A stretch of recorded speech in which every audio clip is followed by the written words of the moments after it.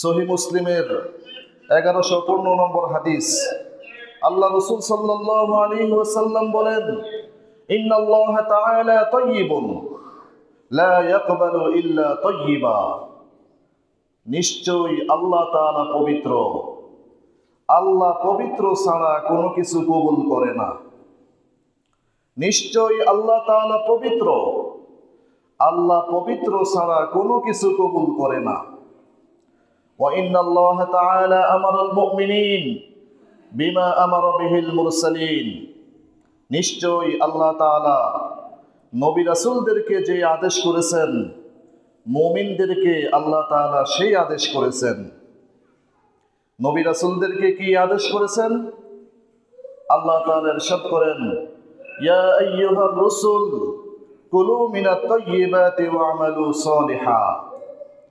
হে রাসূলগণ, তোমরা সকলে আগে হালাল খাবার খাও, হালাল খেয়ে তারপর নেক আমল করো। আগে হালাল খেতে হবে, হালাল খাওয়ার পরে তখন নেক আমল করলে সেটা আল্লাহ কবুল করবেন। এরকম ভাবে আল্লাহ মুমিনদেরকে আল্লাহ তাআলা লক্ষ্য করে বলেন, ইয়া আইয়ুহাল্লাযীনা আমানু কুলু মিন তাইয়্যিবাতি মা রাযাকনাকুম ওয়াশকুরু লিল্লাহ। হে ঈমানদারগণ, তোমাদেরকে আমি যে রিজিক দান করেছি এর মধ্যে যে সমস্ত পবিত্র এবং হালাল খাবার আছে তোমরা সেটা ভক্ষণ করো, এরপরে তোমরা আমার শুকরিয়া আদায় করো। তো এই জন্য আমাদের ইবাদত কবুল হওয়ার জন্য আমাদেরকে হালাল খাবার ভক্ষণ করতে হবে, আমাদেরকে হারাম থেকে বেঁচে থাকতে হবে। আপনি সারাদিন আল্লাহর কাছে দোয়া করতেছেন, আল্লাহর ইবাদত করতেছেন, কিন্তু আপনার দোয়া আল্লাহর কাছে কবুল হয় না। তার কারণ কি?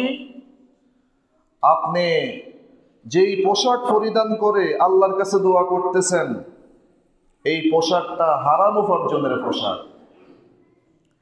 আপনার শরীর, রক্ত যেটা দ্বারা আপনার দেহ তৈরি হয়েছে, ওই দেহটা হারাম উপার্জন দিয়ে তৈরি হয়েছে। আপনার রক্ত তৈরি হয়েছে হারাম উপার্জন দিয়ে, শরীরের মাংস তৈরি হয়েছে হারাম উপার্জন দিয়ে। যেই জবান দিয়ে আল্লাহর কাছে দোয়া করতেছেন সেই জবানের মধ্যে হারাম মিশে আছে, এই দোয়া আল্লাহর কাছে কবুল হবে না। রাসূল করিম সাল্লাল্লাহু আলাইহি ওয়াসাল্লাম সাহাবাদের সামনে এক ব্যক্তির কথা উল্লেখ করলেন, ইউতিলুস সফর, যেই ব্যক্তি অনেক দূর থেকে সফর করে মক্কায় আসছে আল্লাহকে ডাকার জন্য, অনেক দূর থেকে সফর করে মক্কা শরীফে আসছে আল্লাহর কাছে দোয়া করার জন্য।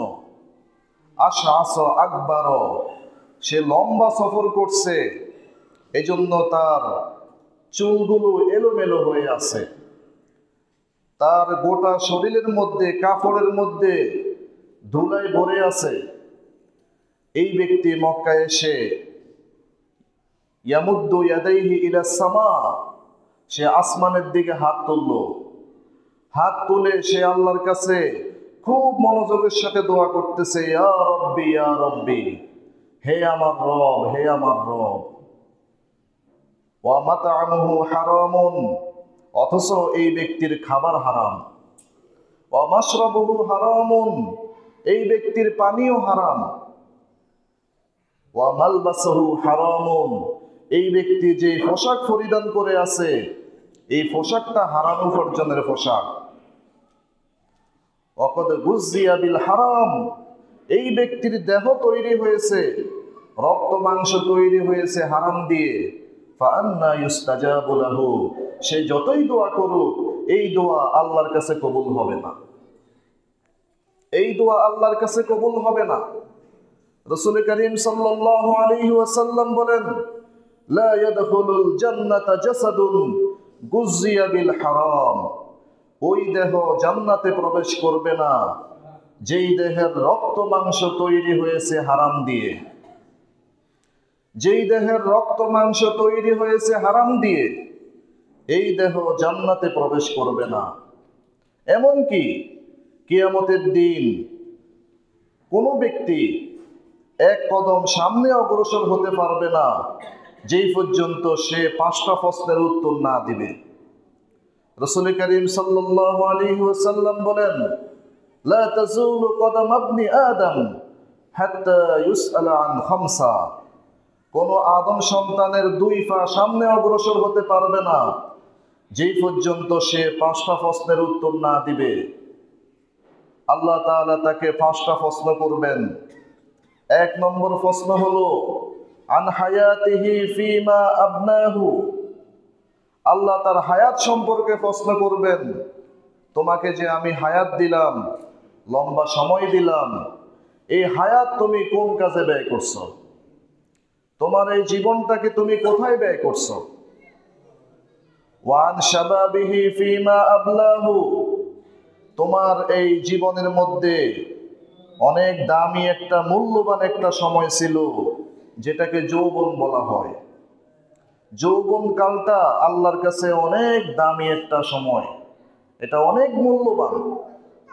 দুনিয়ার মানুষ যেমন যুবকদেরকে গুরুত্ব দেয়, আল্লাহ তাআলার কাছেও যুবকরা অনেক দামি।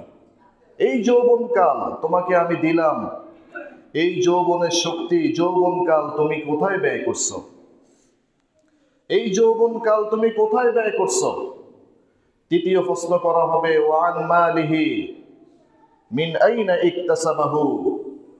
তুমি যে সম্পদ উপার্জন করছো, এই সম্পদ কোথায় থেকে উপার্জন করছো? হালাল সোর্স থেকে উপার্জন করছো নাকি হারাম সোর্স থেকে উপার্জন করছো? কোথায় থেকে করছো? আমাকে জবাব দিতে হবে আজকে। ওয়াফিমা আনফাকাহু। তোমার যে সম্পদ দিলাম, এই সম্পদ তুমি কোথায় ব্যয় করছো? এটার জবাব আমাকে দিতে হবে।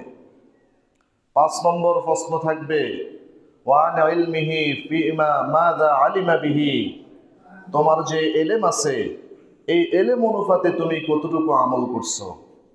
এই 5টা প্রশ্নের উত্তর দেওয়া ছাড়া সে সামনে অগ্রসর হতে পারবে না। এই 5টা প্রশ্নের মধ্যে 2টা প্রশ্ন হবে সম্পদের ব্যাপারে, 5টার মধ্যে 2টা প্রশ্ন হবে সম্পদের ব্যাপারে। তুমি সম্পদ কোথায় থেকে উপার্জন করছো এবং তুমি এই সম্পদ কোথায় ব্যয় করছো? এই জন্য আমরা কিয়ামতের দিন অসহায় হয়ে যাব যদি আমরা এই প্রশ্নের উত্তর না দিতে পারি। এই জন্য রাসূল সাল্লাল্লাহু আলাইহি সাল্লাম বলেন, হে সাহাবায়ে কেরাম, তোমরা কি জানো আমার এই উম্মতের মধ্যে সবচেয়ে অসহায় কারা? এই উম্মতের মধ্যে সবচেয়ে অসহায় ব্যক্তি কারা? তখন সাহাবায়ে কেরাম বললেন, ইয়া রাসূলুল্লাহ, আমরা তো এটাই জানি যে আমাদের মধ্যে অসহায় তারা যাদের টাকা পয়সা নাই।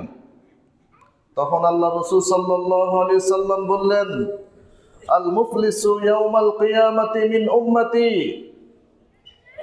মান ইয়াতি ইয়াউমাল কিয়ামা ওয়া ক্বাদ শাতামা হাউলা ওয়া লাতামা হাউলা ওয়া লাতামা হাযা ওয়া আকালা মা হাযা। আমার উম্মতের মধ্যে সবচেয়ে অসহায় ব্যক্তি কিয়ামতের দিন তারাই হবে যারা দুনিয়ার মধ্যে মানুষকে গালিগালাজ করছে, দুনিয়ার মধ্যে মানুষের গীবত করছে, দুনিয়ার মধ্যে সে মানুষের সম্পদ আত্মসাৎ করছে, দুনিয়ার মধ্যে সে তার বোনের সম্পদ আত্মসাৎ করছে, সে জাতীয় সম্পদ আত্মসাৎ করছে। এই সমস্ত ব্যক্তি কিয়ামতের দিন সবচেয়ে বেশি অসহায় হবে। আল্লাহ তাআলা তাদেরকে বলবেন, তুমি যাদের সম্পদ আত্মসাৎ করছিলা তাদের হক তাদেরকে দিয়ে দাও। সে বলবে, ইয়া আল্লাহ, আমি কিভাবে তাদের হক দিব? তখন আল্লাহ তাআলা বলবেন, তোমার যে নেক আমলগুলো আছে এই নেক আমলগুলো তাদেরকে দিয়ে দিতে হবে। তখন এই নেক আমল দিয়ে দেওয়া হবে। এক পর্যায়ে তার নেক আমল শেষ হয়ে যাবে। তখন আল্লাহ বলবেন, তাদের যে গুনাহগুলো আছে এই গুনাহগুলো তোমাকে নিতে হবে। এইভাবে তাকে জাহান্নামে নিক্ষেপ করা হবে। এরা হবে কিয়ামতের দিন সবচেয়ে বেশি অসহায়। এজন্য আমাদেরকে দুনিয়ায় থেকে তওবা করতে হবে। যারা এই দুনিয়ার মধ্যে অতীতে যারা অন্যের সম্পদ আত্মসাৎ করেছি, যারা সরকারকে ফাঁকি দিয়ে জনগণের সম্পদ আত্মসাৎ করেছি, যারা নিজের বোনের সম্পদ আত্মসাৎ করেছে, নিজের ভাইয়ের সম্পদ আত্মসাৎ করছে, যারা অন্যের সম্পদ অন্যায়ভাবে আত্মসাৎ করেছে, তারা অবশ্যই দুনিয়ার মধ্যে তওবা করতে হবে। এই তওবা শুধু আল্লাহর কাছে তওবা করলে হবে না, আল্লাহর কাছে তওবা করলে হবে না, বরং যাদের সম্পদ আপনি আত্মসাৎ করেছেন তাদের সম্পদ তাদেরকে বুঝিয়ে দিতে হবে। যদি তাদেরকে পাওয়া না যায় তাহলে অবশ্যই তাদের নামে আল্লাহর রাস্তায় সেটা সদকা করে দিতে হবে। এটা কখনো নিজের কাছে রাখা যাবে না। কিন্তু আজকে আমাদের সমাজের মধ্যে যদি আমরা তাকাই, মানুষ এরকমভাবে কোনো চিন্তাই করে না যে সে অনায়াসে হারাম সম্পদ সে কামাই করতেছে, এটা কি হালাল নাকি হারাম একটাবার চিন্তা করার সে ওইটা দরকার মনে করে না। রাসূল করিম সাল্লাল্লাহু আলাইহি সাল্লাম বলেন, ইয়াতি আলান নাসি জামান, আল্লাহ রাসূল বলেন এমন একটি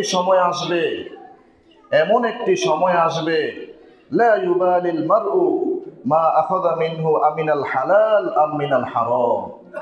এমন একটা সময় আসবে আমার উম্মতের উপর যে তারা কখনো পরোয়াই করবে না যে সে কি হালাল উপার্জন করতেছে নাকি হারাম উপার্জন করতেছে, এটাকে সে পরোয়াই করবে না। আজকে যদি আমাদের সমাজের দিকে তাকাই তাহলে আমরা দেখতে পাই যে ছেলে সরকারি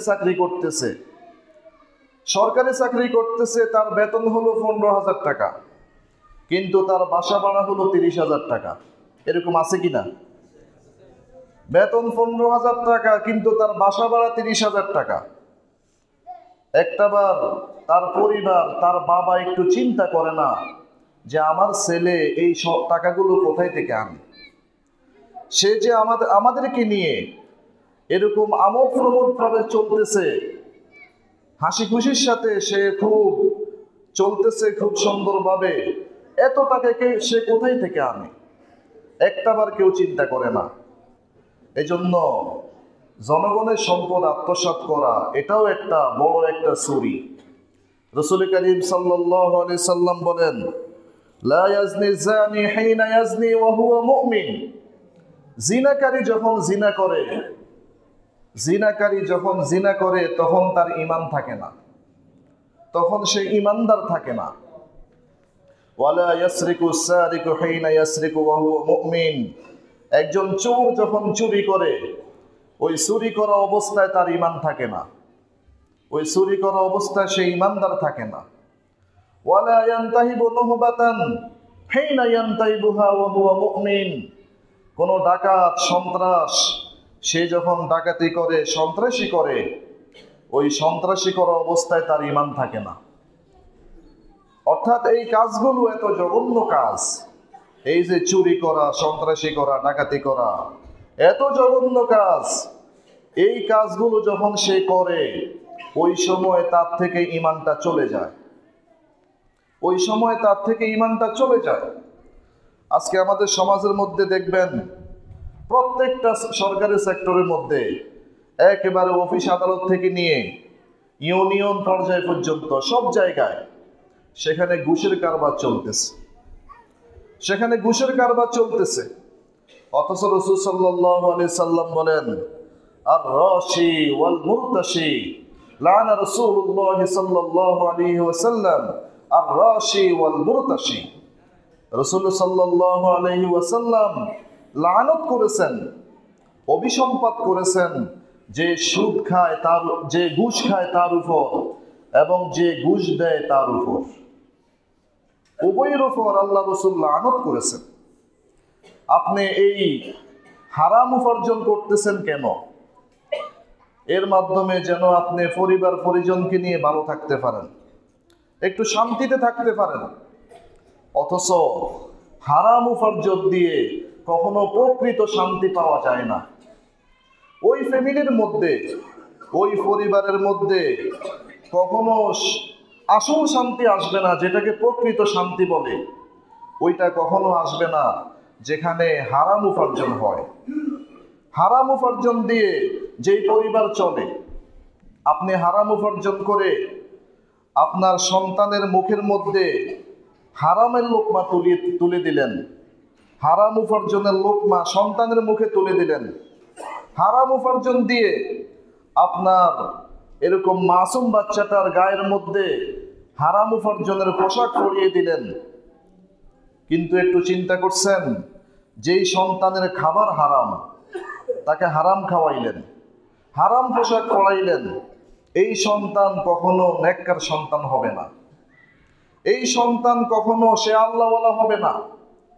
সে কখনো তার মধ্যে আল্লাহর মোহাব্বত তাকওয়া পরিপূর্ণ আসবে না, কারণ তার দেহটা তৈরি হয়েছে হারাম উপার্জন দিয়ে। এই জন্য আল্লাহ তাআলা এই পৃথিবীতে যত সৃষ্টি আছে, ওমা মিন দাব্বাতিন ফিল আরদি ইল্লা আলাল্লাহি রিজকুহা, আল্লাহ তাআলা বলেন যে এই পৃথিবীতে যত প্রাণী আছে, সকল প্রাণীর রিজিকের দায়িত্ব আমি আল্লাহর কাছে। সকল প্রাণীর রিজিকের দায়িত্ব কার কাছে? আল্লাহর কাছে। আল্লাহ বলেন আমার উপর কর্তব্য, আমার উপর ওয়াজিব সকল সৃষ্টির কাছে রিজিক পৌঁছানো। আল্লাহ তাআলা পৃথিবী সৃষ্টির 40,000 বছর আগেই সবকিছু দায়িত্ব নিয়ে নিছেন। কার রিজিক কি পরিমাণ হবে দুনিয়াতে, মৃত্যু পর্যন্ত কি পরিমাণ রিজিক পাবে, এটা আল্লাহ তাআলা নির্ধারণ করে ফেলছেন।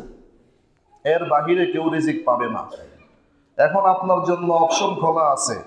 আপনার জন্য নির্ধারিত রিজিকটা হয়তো আপনি হালাল লাইনে সেটা অর্জন করতে পারেন, অথবা হারাম লাইনে অর্জন করতে পারেন, সেটা আপনার ব্যাপার।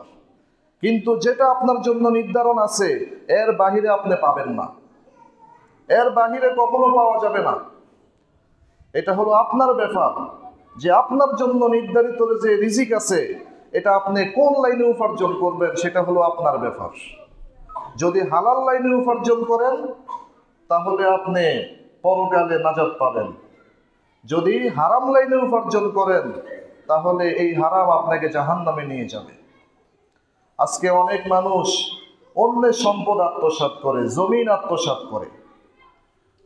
রাসূল করিম সাল্লাল্লাহু আলাইহি ওয়াসাল্লাম বলেন, মান ইকতাতা শিবরাম মিনাল আরদি যুলমান তাওয়াকাহুল্লাহু ইয়াওমাল কিয়ামাতি মিন সাব'i আরদিন। যে ব্যক্তি অন্যায়ভাবে কারো 1 বিঘত জমিন দখল করবে, অন্যায়ভাবে যদি কেউ কারো 1 বিঘত জমিন দখল করে, কিয়ামতের দিন আল্লাহ তাআলা তার গলার মধ্যে 7 তবক জমিন তার গলার মধ্যে ঝুলিয়ে দিবেন। নাউজুবিল্লাহ। অন্য হাদিসের মধ্যে আছে, মান আকালা মালা আখিহি যুলমান, মান আকালা মালা আখিহি যুলমান ফাইন্নামা ইয়াকুলু ফি বাতনিহি নার জাহান্নাম। যে ব্যক্তি নিজের ভাইয়ের সম্পদ অন্যায়ভাবে খায়, অন্যায়ভাবে গ্রাস করে, সে কেমন যেন তার পেটের মধ্যে আগুন প্রবেশ করায়। এতিমের সম্পদের ক্ষেত্রে আছে, আল্লাহ তাআলা ইরশাদ করেন সূরা নিসার 9 নম্বর আয়াত, আল্লাহ তাআলা বলেন, ইন্নাল্লাযীনা ইয়াকুলুনা আমওয়ালাল ইয়াতামা যুলমান ইন্নামা ইয়াকুলুনা ফি বুতুনিহিম নার। যারা অন্যায়ভাবে এতিমের সম্পদ আত্মসাৎ করে, যারা অন্যায়ভাবে এতিমের সম্পদ আত্মসাৎ করে, তারা তাদের পেটের মধ্যে আগুন প্রবেশ করায়। অচিরেই তারা সেই আগুনে প্রবেশ করবে।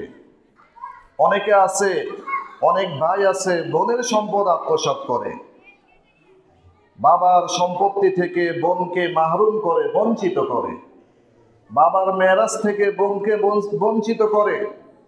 রাসূল করিম সাল্লাল্লাহু আলাইহি ওয়াসাল্লাম ইরশাদ করেন, মান কাতাআ আনিল মিরাস ফারাযাহুল্লাহ কাতাআহুল্লাহু মিন মিরাসিল জান্নাহ। যে ব্যক্তি কাউকে মেরাজ থেকে বঞ্চিত করবে, যে ব্যক্তি কাউকে মেরাজ সম্পত্তি থেকে বঞ্চিত করবে, আল্লাহ তাআলা তাকে জান্নাতের মেরাজ থেকে বঞ্চিত করবেন। এজন্য আপনি যেমন বাবার সন্তান, আপনার বোন সেও কিন্তু সেই বাবার সন্তান। আপনি যেমন আপনার বাবার সম্পত্তি পান হকদার, আপনার বোনও কিন্তু বাবার সম্পত্তির হকদার। তাকে তার সম্পত্তি পরিপূর্ণ বুঝিয়ে দিতে হবে। রাসূল করিম সাল্লাল্লাহু আলাইহি ওয়াসাল্লাম ইরশাদ করেন, অনেক মানুষ আছে এরকম ৬০ বছর সে আল্লাহর ইবাদত করে, লাগাতার ৬০ বছর ইবাদত করে। ৬০ বছর পরে যখন তার মৃত্যুর সময় হয়, মৃত্যুর সময় সে এমন কিছু ওসিয়ত করে, এমন ওসিয়ত করে যে ওসিয়তের মাধ্যমে সে তার কোনো সন্তানকে বঞ্চিত করে। এই ওসিয়তের মাধ্যমে সে জাহান্নামে চলে যায়। অথচ ৬০ বছর সে আল্লাহর ইবাদত করছে, ৬০ বছর সে ভালো ছিল, কিন্তু মৃত্যুর সময় সে জুলুমের ওসিয়ত করছে, এমন ওসিয়ত করছে মৃত্যুর সময় যার মাধ্যমে সে তার সন্তানকে ঠকাইছে। এক সন্তানকে বেশি দিছে, আরেক সন্তানকে কম দিছে, এভাবে সন্তানকে সে ঠকাইছে মৃত্যুর সময় ওসিয়তের মাধ্যমে। আল্লাহ রাসূল বলেন এই ওসিয়ত তাকে জাহান্নামে নিয়ে গেছে। এই জন্য অন্য হাদিসে আছে, রাসূল সাল্লাল্লাহু আলাইহি সাল্লাম বলেন, ইয়াদিলু বাইনা আওলাদিকুম ইত্তাকুল্লাহ ওয়া আদিলু বাইনা আওলাদিকুম। সাবধান, তোমরা আল্লাহকে ভয় করো, তোমরা আল্লাহকে ভয় করো এবং তোমাদের সন্তানদের ব্যাপারে তোমরা ইনসাফ করো। অনেকে আছে এখানে বলেন যে আমার অমুক সন্তান, তাকে আমি সব সম্পদ দিব। কেন সব সম্পদ দিব? সে আমাকে খাওয়াইছে, সে আমাকে দেখাশোনা করছে। কিন্তু আমার আরেকটা সন্তান, সে আমাকে দেখাশোনা করে নাই, এই জন্য তাকে আমি সম্পদ দিব না। এটা অনেক বাবা বলে থাকে, এটা সম্পূর্ণ ভুল। তার কারণ সন্তান, যেই সন্তান বাবাকে খাওয়াইছে এটার জন্য সে পরকালে পাবে, আর যেই সন্তান বাবাকে খাওয়াই নাই এটার শাস্তি সে পরকালে পাবে। কিন্তু সম্পদের মধ্যে কি করা যাবে না? তারতম্য করা যাবে না। সম্পদ এটা ভিন্ন বিষয়, এটা যেহেতু সে সন্তান, সন্তান হিসাবে সে এটা পাবে। যেই সন্তান বাবাকে দেখছে এটার পুরস্কার সে পরকালে পাবে, আর যেই সন্তান মা বাবাকে দেখে নাই এটার শাস্তি সে পরকালে পাবে। সেটা ভিন্ন সাবজেক্ট, ওইটাকে এটার সাথে মিলানো যাবে না। সম্মানিত উপস্থিতি, এই জন্য আমাদের সকল হারাম থেকে আমাদেরকে বিরত থাকতে হবে। আমাদের সমাজের মধ্যে অনেকে আছে মাদক সেবন করে, মাদক সেবন করে। রাসূল করিম সাল্লাল্লাহু আলাইহি সাল্লাম ইরশাদ করেন, কুল্লু মুসকিরিন খমরুন ওয়া কুল্লু খমরিন হারামুন। প্রত্যেক নেশাদ্রব্য যেটা পান করলে নেশা তৈরি হয় ওইটাই খমর, ওইটাই মাদক, আর প্রত্যেক মাদক হারাম। মা আসকারা কাসীরুহু ফাকালিলুহু হারাম। যেটা বেশি খাইলে মাতলামি আসে সেটা কম খাইলেও হারাম হবে। কম খাইলে যদিও মাতলামি আসে না, কিন্তু বেশি খাইলে যেহেতু মাতলামি আসে, এজন্য এটা যদি আপনি এক ফোঁটা খান সেটাও কি হয়ে যাবে? হারাম হয়ে যাবে। কেউ যদি মাদক সেবন করে, একবার কেউ যদি মাদক সেবন করে 40 দিন তার সালাত আল্লাহর কাছে কবুল হয় না। 40 দিনের সালাত আল্লাহর কাছে কবুল হয় না। এরপরে যদি সে তওবা করে, আল্লাহ তার তওবা কবুল করেন। তওবা না করে যদি সে মারা যায় তাহলে সে জাহান্নামে যাবে। তওবার পরে যদি সে আবার মাদক সেবন করে, আবার তার 40 দিনের সালাত কবুল হয় না, যদি সে অবস্থায় মারা যায় সে জাহান্নামে যাবে। আর যদি তওবা করে আল্লাহ তওবা কবুল করবেন। এভাবে চতুর্থবার, হাদিসে আছে চতুর্থবার যদি সে আবার মাদক সেবন করে, আল্লাহ রাসূল বলেন এটার কারণে তাকে রাদগাতুল খবাল খাওয়ানো হবে। সাহাবায়ে কেরাম বললেন, ইয়া রাসূলুল্লাহ, রাদগাতুল খবাল মানে কি? আল্লাহ রাসূল বলেন, রাদগাতুল খবাল মানে হলো জাহান্নামীরা জাহান্নামে আগুনে পুড়ার কারণে তাদের শরীর থেকে যেই রক্ত, ফুস, যেই সমস্ত জিনিস বের হয়েছে, ময়লা বের হয়েছে শরীর থেকে পড়ছে, ওই ময়লা আবর্জনাগুলো তাকে খাওয়ানো হবে। আর যদি কেউ দুনিয়াতে এই সমস্ত মাদক সেবন থেকে নিজকে বিরত রাখতে পারে, আল্লাহ তাকে পরকালে শারাবান তাহুর পান করাবেন, পবিত্র পানীয় পান করাবেন। এমন পবিত্র পানীয় সেখানে পান করাবেন জান্নাতে, যেটা পান করলে তার মাতলামি আসবে না, যেটা পান করলে তার মাথা ব্যথা হবে না, তার পাগলামি আসবে না। এমন পানীয় শারাবান তাহুর, পবিত্র পানীয় আল্লাহ তাকে পান করাবেন। সম্মানিত উপস্থিতি, এই মাদকাসক্তির কারণে আজকে আমাদের যুব সমাজ ধ্বংসের দিকে, যুব সমাজ ধ্বংস হয়ে যাচ্ছে এই মাদকাসক্তির কারণে। এই মাদকাসক্তির কারণে আজকে আমাদের পরিবার, সমাজ, রাষ্ট্র সব বিপন্ন হয়ে পড়েছে। আজকে এই সমাজের মধ্যে যত চুরি, ছিনতাই, রাহাজানি, যত সন্ত্রাসী, যত জিনা, ব্যভিচার যা কিছু হয়, অধিকাংশ হয় এই মাদকতার কারণে। এই জন্য রাসূল সাল্লাল্লাহু আলাইহি সাল্লাম বলেন যে আল খামার মিফতাহু কুল্লি শার, যে এই মাদকতা হলো যত খারাপি আছে, অন্যায় আছে, সব কিছু চাবিকাঠি, সব কিছু চাবি হলো এটা। আল খামার উম্মুল ফাওয়াহিশ, এই মাদকতা হলো যত ফাহিশা কাজ আছে সবচেয়ে নিকৃষ্ট ফাহিশা কাজ। ওয়া আকবারুল কাবায়ের, এটা সবচেয়ে বড় কবিরা গুনাহ। মান শারিবাহা ওয়াকা আলা উম্মিহি ওয়া খালাতিহি ওয়া আম্মাতিহি, যে ব্যক্তি এই মাদক সেবন করে তার মধ্যে কোনো ভেদ বিচার থাকে না।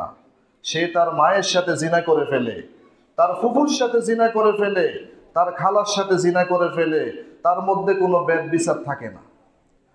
এই মাদক অভ্যস্ত হয় আমাদের যুবক শ্রেণী। কেন হয়? প্রথমত তারা বিড়ি সিগারেট খায়। যত ব্যক্তি, যত যুবক মাদকাসক্ত হয়, দেখবেন প্রথমে সে বিড়ি সিগারেট খাইছে, বিড়ি সিগারেট খাওয়ার পরে সে মাদকাসক্ত হয়েছে। এই বিড়ি সিগারেট এটা সম্পূর্ণ হারাম। বিড়ি সিগারেট খাওয়া কি সম্পূর্ণ হারাম। আপনি একজন মুসলিম হয়ে আপনি দৈনিক প্রত্যেক দিন আপনি এই হারাম খাইতেছেন। একটু চিন্তা করছি আমরা যে আমি দৈনিক আমি হারাম খাইতেছি, এটা সম্পূর্ণ হারাম জিনিস। প্রস্রাব পায়খানা খাওয়া যেমন হারাম, এই বিড়ি সিগারেট খাওয়াও কি হারাম। আমরা কেউ প্রস্রাব পায়খানা খাইতে রাজি হব? তাহলে বিড়ি সিগারেট খায় কেন? এই বিড়ি সিগারেটের মাধ্যমে আপনার সম্পদ নষ্ট হইতেছে। ইন্নাল মুবাজ্জিরিনা কানু ইখওয়ানাশ শায়াতিন, আল্লাহ তাআলা ইরশাদ করেন, যারা হারাম কাজে সম্পদ নষ্ট করে, যারা হারাম কাজে সম্পদ নষ্ট করে, এরা হলো শয়তানের ভাই। এরা কার ভাই? এরা শয়তানের ভাই। এই বিড়ি সিগারেট যারা খায় এদের কাছে কেউ যেতে পারে না। এই বিড়ি সিগারেটের মাধ্যমে মানুষ কষ্ট পায়, তার কাছে গেলে তার পরিবার কষ্ট পায়, তার ছেলে মেয়ে কষ্ট পায়, সবকিছু দুর্গন্ধ হয়ে যায়। একজন মুসলমান তো এরকম থাকতে পারে না। রাসূল সাল্লাল্লাহু আলাইহি সাল্লাম যেখানে বলছেন যে তোমরা ফেজ রসুন খেয়ে মসজিদে এসো না, ফেজ রসুন খেয়ে তোমরা মসজিদে এসো না, কারণ এই ফেজ রসুন খেলে মুখ থেকে একটা দুর্গন্ধ আসে, এর মাধ্যমে ফেরেশতারা কষ্ট পায়। এর মাধ্যমে ফেরেশতা তোমার কাছে আসে না, তোমার কাছ থেকে ফেরেশতা দূরে চলে যায়। তো যেখানে ফেজ রসুন খাওয়া নিষেধ, ফেজ রসুন খেয়ে মসজিদে আসা নিষেধ, সেখানে অনেকে আছে, অনেক ভাই আছে বিড়ি সিগারেট খেয়ে মসজিদে আসে। অথচ আপনি যতক্ষণ বিড়ি সিগারেটের দুর্গন্ধ আপনার মুখের মধ্যে আছে ততক্ষণ ফেরেশতা কিন্তু কষ্ট পাইতেছে। আমাদের সাথে দুইজন ফেরেশতা আছে কিনা, যারা আমাদের নেক আমল বদ আমল লিখতেছে, প্রতি মুহূর্তে ওই ফেরেশতারা কষ্ট পাইতেছে আপনার এই মুখের দুর্গন্ধের কারণে। এই জন্য এই বিড়ি সিগারেট থেকে আমরা সবাই এই অভ্যাস পরিহার করব। এটা হলো জাহান্নামীদের খাবারের মতো, জাহান্নামীদের খাবারের মতো। জাহান্নামীদের খাবার কেমন হবে?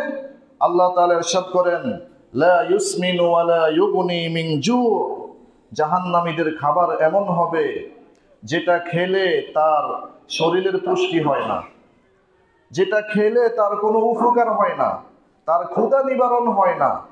বিড়ি সিগারেটটা কিন্তু এরকম। বিড়ি সিগারেট খেলে কি পুষ্টি হয়? ক্ষুধা নিবারণ হয়? তাহলে এটা জাহান্নামের খাবার। এটার মধ্যে কোনো ফায়দা নাই ক্ষতি ছাড়া। এরকম ভাবে আরেকটা খাবার আছে, সেটা হলো ফানের সাথে জর্দা খাওয়া। অনেকে ফানের সাথে জর্দা খায়, গুল খায়, এটাও সম্পূর্ণ হারাম। প্রস্রাব পায়খানা যেমন হারাম, ফানের সাথে জর্দা খাওয়া, গুল খাওয়া, এটাও ওই রকম হারাম। এর বেশ কম কিছু নাই।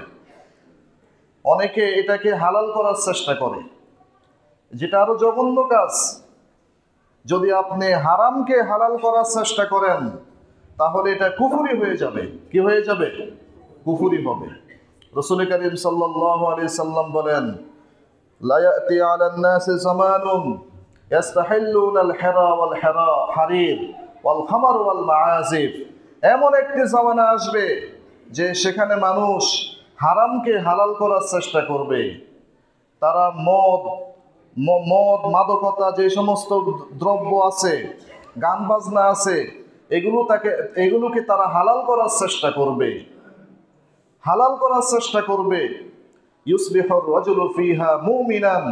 ওই জামানাটা এমন হবে যেখানে সকালবেলায় মানুষ মুমিন থাকবে, সন্ধ্যায় কাফের হয়ে যাবে। আবার সে সন্ধ্যায় মুমিন থাকবে, সকালে কাফের হয়ে যাবে। মসজিদে একসাথে সালাত আদায় করবে, একজনও মুমিন থাকবে না। এমন কঠিন অবস্থা আসবে। এই জন্য আমরা এই সমস্ত হারাম জিনিস থেকে নিজকে বাঁচানোর চেষ্টা করব। আল্লাহ তাআলা আমাদের সকলকে তৌফিক দান করেন। বারাকাল্লাহু লানা ওয়া লাকুম ফিল কুরআনিল আযীম ওয়া নাফা'না ওয়া ইয়্যাকুম বিল আয়াতি ওয়ায যিকরিল হাকীম। আস্তাগফিরুল্লাহ লানা ওয়া লাকুম ওয়া লিসাইরিল মুসলিমিন ফাস্তাগফিরু ইন্নাহু হুয়াল গফুরুর রহিম।